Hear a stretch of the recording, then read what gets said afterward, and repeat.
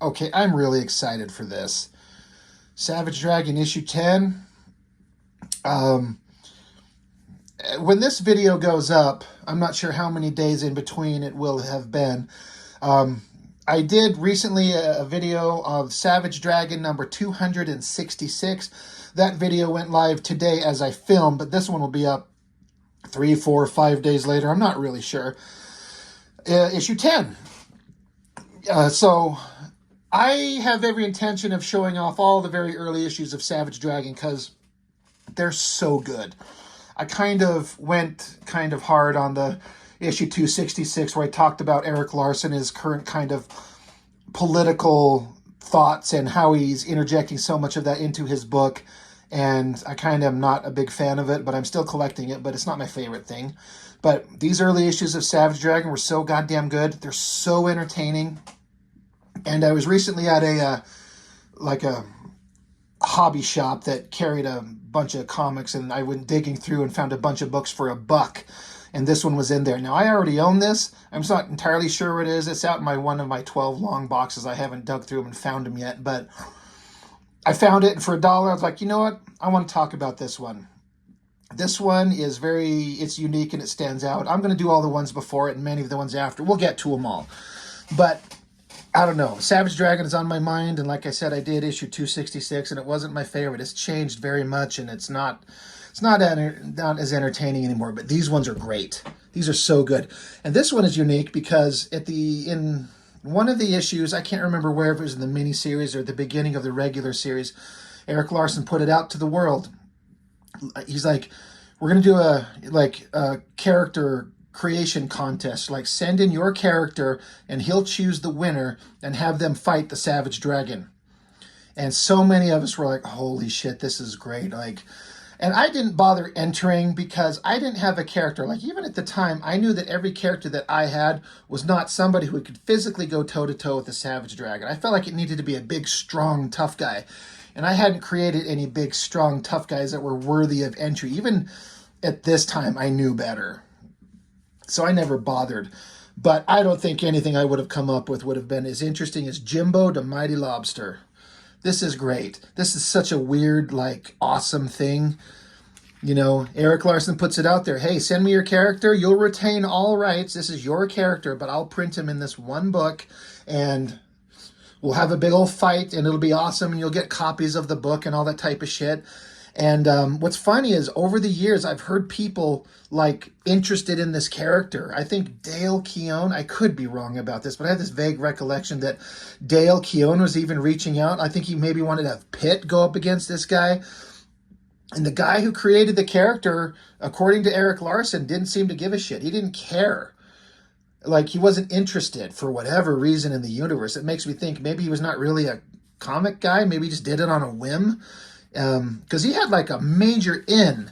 He had a character that could have been a big thing. He had major Image Comics publishing spotlight and other creators that were interested.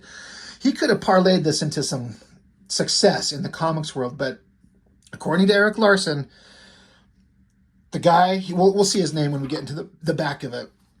The guy didn't care. He wasn't interested at all. And I do believe it's been said recently that the creator of this character has actually died in recent years, so he's not around anymore. But anyway, we're going to get into it. Creator, writer, penciler, inker, Eric Larson. That has been the same since. This is May 94. It says the same damn thing in issue 266 today in 2023. He's been doing it all. And this book was also unique because I almost called him Jim Lee for some damn reason. God. Eric Larson leaned into the Frank Miller is what I thought, the Sin City, but it could also be a Mike Mignola heavy shadow vibe thing. These heavy shadows, which he does through the entire book, has never been Eric Larson's thing. He never really did this, but for this issue, he leaned into it. And as I look at it right now, for the first time, it occurs to me, I was reading Sin City, so I just thought he was trying to do Frank Miller, but I kind of vaguely knew who Mike Mignola was at the time, but I didn't really pay attention to him at all. I didn't learn to appreciate him until years later because I'm stupid. But I'm sure Eric Larson knew him. And so I wonder if he's trying to do Mignola rather than Frank Miller. Either way, it's a heavy shadow thing. The interesting thing that's about this Jimbo character that is just hilarious, and I'm assuming the guy who created him, let's see, it's got to say, yeah, Jimbo the Mighty Lobster and his distinctive likeness are copyright and trademark Jason Merritt, whoever that man is. I wonder if it was his concept. Jimbo the Mighty Lobster has the foulest mouth you've ever read in any comic. He can't go 5 seconds without saying the F word. And I know I tend to have a potty mouth. I've had some friends point that out. And another reason I'm thinking about this is if you get to a certain like subscriber level on with your YouTube channel, and you want to monetize it, like you can't cuss. Like YouTube gets pissy about you saying the F word. And so I think you could say it, but you'll get demonetized for that video or something like that. It's really stupid. So I think I'm a long way from that ever being even a possibility. I mean, from what I've read up on, I'm at least partially. I think I just have to I have to do it for 6 more months. You have to be doing it for a year, I think is how this works. And then you can see about trying to monetize. I'm not really worried about that. It'd be nice to get a little bit of extra income. But my channel's kind of growing a little bit here and there, so it's possible. But if it gets to that point, I can't cuss. So if I'm going to read the dialogue from Jimbo the Mighty Lobster, who says he's the toughest fucker around. I mean, of course, they don't write fucker. They put in the little symbols. But you know what he's going to say. But man, he cusses like a sailor, which is funny because he's kind of like Popeye. He's got a little pipe and he's a giant lobster. Anyway, he's spoiling for a fight. He wants to fight somebody. He's like, nobody can fucking beat me. You fucking hear me? Nobody. I'm fucking tired of hiding. I'll show you sons of bitches who's the boss. I'm gonna fucking find that fucking dragon fucker and fucking kick his fucking ass. That is some of the funniest, like, it doesn't have a very expansive vocabulary. But there are people like this, and that makes me laugh just reading it. I remember as a kid, not only because I was like, a lobster, Eric Larson chose a giant lobster character as the winner. I kind of get it now when you can see all the submissions that he got. Who's a character that looks like they could like take the dragon on and is visually interesting. But this gag of him cussing, I think is actually brilliant. It's a very distinctive character trait, and I love it. But we cut back to Cutthroat. And he's here. He's a murderous son of a bitch, killing people. You know that Dragon's going to show up. There he is. Again, very heavily shadowed things going on. Eric Larson did not do this in the book before or after. He kind of pulls it off well, but I don't think it's the best version of him. But, you know, they're talking at each other. Fight ensues. Dragon's punching him, beating his ass. I love this version of the Dragon. I miss this character. He's dead. He died. He lived a long life. He ended up dead. He's in heaven where he's banging a bunch of naked girls because that was established in the book.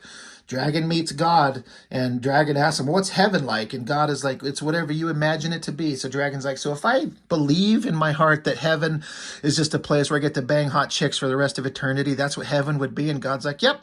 And guess what?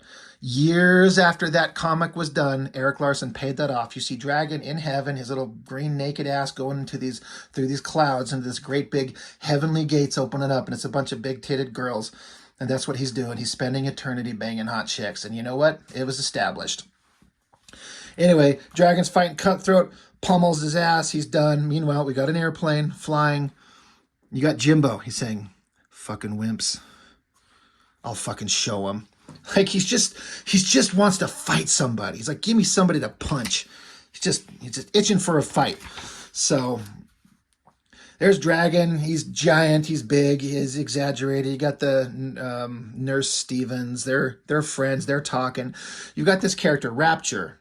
Now Eric Larson, he liked to interject the sexy, but he's not blind to the fact that we're drawing like super buff dudes and super hot girls, and there's going to be some sexuality. Some people don't like kind of where he's taking it. He's taken it to some extreme places. I actually like it. I think it's funny. I think it's interesting. I think it's ballsy to do. This showing like her perky nipples in her little tank top shirt. This is nothing to what Eric Larson ends up doing decades later. And again, some people think it's like a creepy porn book. It's not. It's not a creepy porn book. It's not about pornography. He's just showing There's some girls that end up naked, some guys end up naked, and he shows some characters having sex, and it gets kind of graphic. Anyway, Rapture and the Dragon. These are a couple. These are mother and father of the current version of the dragon, who I was talking about in the other book. He was born to these two. Eventually, later on, it was quite several issues away from this, but then they think he dies, but he's not actually dead, and he's there. But this is the mother of the current version, current today, Malcolm Dragon. Anyway, they've got a relationship. It's kind of rocky. They kind of fight. She kind of freaks out, and they're talking, and he's like, look, I'm still learning about myself. There's so much I don't know. Bear with me, kid. Take it slow. So, and I've talked about this in the other review of issue 266. Eric Larson writes great dialogue, and he likes to interject these very human scenes with his characters amidst the giant superhero punching and fighting. This is what made him a better writer, and his book, the best book out of all the Image titles, is he'd put real scenarios in there amidst the fighting and the punching and the big crazy imagery. And he'd have characters that felt like real people. And then, of course, you'd have them fight giant lobster monsters. So that's fine. Anyway, something's going on with the dragon. I don't know. We don't care about all this. But I guess there's like, hey, something's going on. Until this lobster guy, he's out here starting some shit. And so Jimbo, he's like, dare you fucking earth. Thought I'd have to tear the whole fucking city apart to get your fucking attention. The dragon's like, what's your beef, handsome? He's like, nothing. I just want to kick the shit out of you. That's all. So he pummels Dragon. He goes flying. So again, this guy just wants to fight. That's all he wants. So Dragon's like, well, that wasn't very nice. I like my lobsters tender and sweet. So they comes charging at him. Get ready to bleed, asshole. I'm the fucking strongest fucker around. Don't fuck with Jimbo, the mighty lobster. So Dragon's like, yeah, I wasn't planning on it. Boom, punches him, sends him flying. Take notes, chump. What I've got in store for you is a textbook tail kicking. And so Jimbo basically picks up a wall of a building and throws it at the dragon. He just rips the building apart. He says, fuck that. I got better fucking idea. Eat this fucking shit, asshole. It's so funny to read this dialogue. Smashes the wall onto the dragon, and that dragon's pissed. He says it. He's like, that does it. I'm pissed. Charges at him. Jimbo grabs him. He said, Chicago is my home, creep, and I'll be damned if I let you destroy it. Jimbo saying, then you're fucking damned, asshole, because there ain't a fucking thing you can fucking do to fucking stop me. Pummels, kicks, punches. The only fucking thing you'll be fucking seeing is the inside of a fucking coffin. Dragon kicks him off him. He's like, I'll give you the big fucking rest. Sorry. I just love this dialogue. It's so ridiculous. The fight keeps going. Jimbo's like, I don't give a fucking shit about your fucking city and its fucking people. I only care about one fucking thing, and that's showing the fucking world that I'm stronger than you. And I can keep kicking your fucking ass. If you fucking know it's good for you, you'll fucking lay down and fucking die already. I'm sorry. No one talks like this except some really weird people. I've known people that I've got a buddy I used to work with. He was very quiet and very kind of subdued. And he was in the military. He's like 32 years old, and he's in the military, and he's very quiet and cool. But once you got to know him and he'd open up, every other word out of his mouth was the F word. So he basically talked like this guy, and I miss him. He's an awesome dude. He got deployed overseas, and I hope he comes back safe. Anyway, Dragon's like, he's basically putting it together. He just finds out this Jimbo wants to just beat him. So Dragon's formulating a plan. So Jimbo punches him hard, super big punch. Dragon's laying there, and the cop comes up, and she's like, don't hurt him anymore. And Jimbo's like, I beat him. I fucking beat him. And Dragon's like, yeah. So Jimbo, he's happy. He beat him. He won. He's done. And Dragon says, look, I took a dive. We're too evenly matched, and all I wanted to show the world was that he's stronger than me. I don't think it's worth destroying the whole damn city to prove otherwise. I figured he'd leave me once I was down. He's like, but he's getting away. He's like, let him. He won't get far. I'll let Youngblood or somebody go after him. Chicago is safe. I did my job. So he just let Jimbo beat him just so he'd stop fighting and end the destruction. And the character, you know, created by that Jason Merritt guy gets to like beat the dragon, sort of. So that was fun. And then there's continuing stories going on with the dragon version of J. Jonah Jameson, except he's R. Richard Richards. He hates the dragon. He wants to end him. And then there's this character, the Fiend. He becomes a major player. And then, God, I almost called him Dr. Doom. He kind of seems like that way. But, God, I'm trying to remember what the hell his name is. The bad guy. Anyway, issue 7, he showed the world in the Savage Dragon why he is the big villain that he is. We'll show that issue off when we get to it.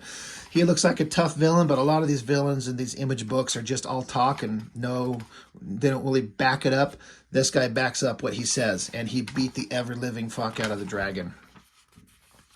And there's just more stuff wrapping up the story with a character that we all thought was dead, but he's not. It ends on a happy note.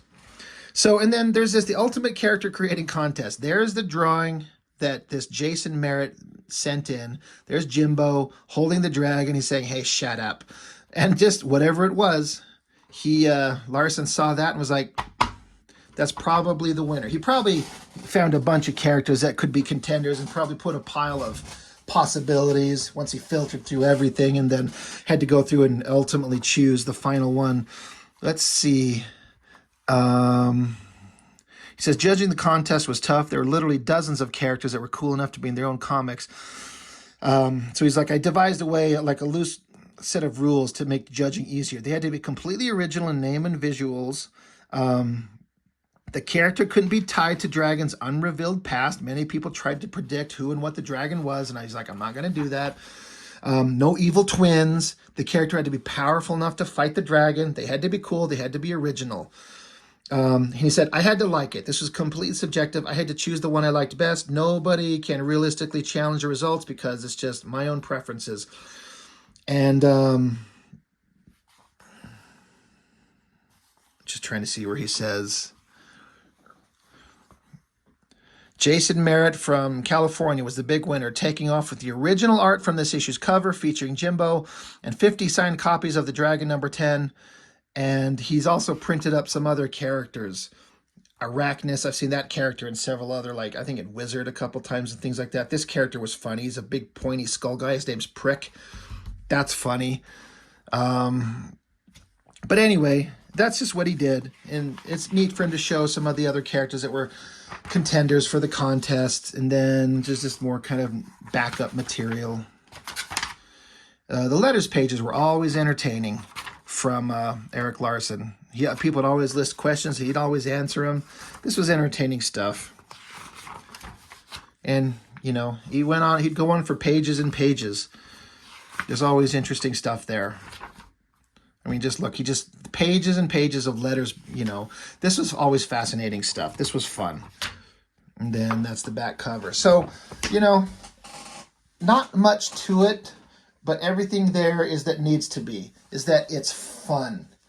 You got an interesting character in the Savage Dragon, an interesting new character for the contest that he gets to fight. He's got a twist on him that makes him really fucking funny. And then in between, Erik Larson is advancing the story. You got the Overlord is the main bad guy, the Dr. Doom looking guy. God, I couldn't think of his name. Overlord, you got that character setting up future stuff. You got other characters setting up future stuff. So, you know, it's got a story and it's got a direction. And these issues of Dragon were fantastic, and I loved every one of them up until about issue 75. And then it kind of was varying degrees up and down of interesting and not interesting. But this was a fun one. I wish that there were so many people that wanted to see more Jimbo. It's a shame that that guy didn't really seem to care. He didn't seem to have any interest in wanting to do any more with it, as I understand it, from what I remember reading in interviews and posts online and that type of stuff. And I think he's dead, so, you know, unless he's got some kind of next of kin that'd be interested in passing along the rights or something like that. One and done, but fun. I think Erik Larson chose great, and it was a really fun thing to get to read. So, I wanted to show an issue of Dragon that was awesome. There's so many more of Savage Dragon that are awesome, and we will see them eventually. But I just wanted to show out this one because I happened to run into it at that local comic shop, and I just rescued it from the wild for $1. Why not? So that's all I've got for now. Thank you, and see you next time.